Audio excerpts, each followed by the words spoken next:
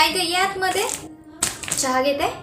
बस इथे बस. ठीक आहे, मी आत्ताच बाहेरून आली. नंदेचं ओट भरणं होतं ना, तिथे गेलेलो आम्ही. भाजी पण आणली. येतानाच भाजी वगैरे सगळं घेऊन आली. परत कोण जाणार ना मार्केटमध्ये. आपल्या बायकांना कधी कामं चुकली आहेत. बाहेर जायचं म्हटलं की सगळं घरातलं आटपून जायचं आणि बाहेरून आल्यावर पण घरातलंच करत बसायचं. आमच्या ह्यांना चहा करून पिता येत नाही आणि तू सांगते घरकामात मदत करत असतील ना.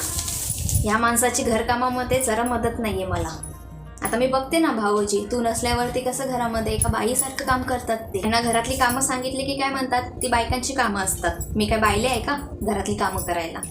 ही यांची वृत्ती. परवा त्या कार्यक्रमावरनं येताना आम्हाला उशीर झाला. त्यांना मी बोलली हॉटेलमध्ये जेवून जाऊया घरी. ऐकले नाही ते. घरी मी येऊन 11:15 वाजता कुकर लावला.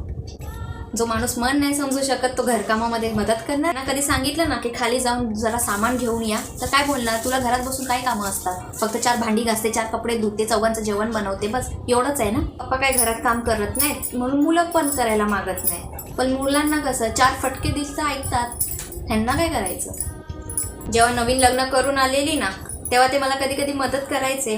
तेव्हा सासू टोमणा मारायची, काय रे घरचा गडी बनतोस का, घरातली कामं केली म्हणजे काही घरचा गडी झाला का. काही नाही ग, नव्याचे 9 दिवस असतात. कधी कधी वाटतं ना, माहेरी असताना एवढी कामं केली असती तर माझ्या आईने आराम तरी केला असता.